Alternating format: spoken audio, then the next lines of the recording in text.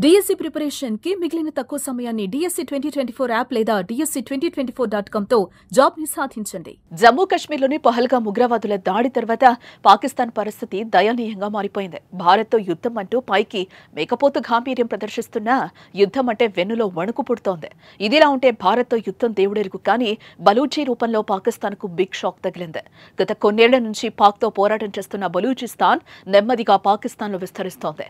ఇప్పటికే 40 మందికి పైగా పాక్ సైనికులను హతం చేసినట్లు ప్రకటించిన బలూచి తాజాగా పాకిస్తాన్లోని మాంగోచర్ సిటీని స్వాధీనం చేసుకున్నట్లుగా తెలుస్తోంది. స్క్రీన్ మీద కనిపిస్తున్న వీడియో ప్రకారం మనం చూస్తే మాంగోచర్ సిటీని స్వాధీనం చేసుకున్నట్లుగా కనిపిస్తోంది.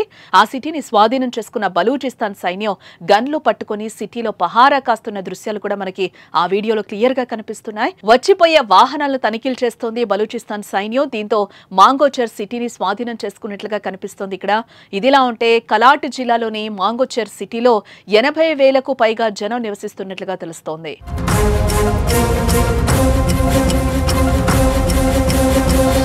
ఇకపోతే జమ్మూ కశ్మీర్లోని పహల్గామ్లో ఉగ్రవాదుల దాడి తర్వాత పాకిస్తాన్పై రగిలిపోతున్న భారత్ ఇప్పటికే పాకిస్తాన్తో అన్ని సంబంధాలను కట్ చేసింది. ఈ నేపథ్యంలోనే పాక్ పౌరులు చాలా మంది ఆ దేశానికి వెళ్లిపోయారు. ఈ తరుణంలో రేపో మాపో పాక్పై యుద్ధం తప్పదంటూ వార్తలు వినిపిస్తున్నాయి. మరోపక్క పాకిస్తాన్ కూడా భారత్తో యుద్ధానికి సై అంటూ కవింపు చర్యలకు పాల్పడుతోంది.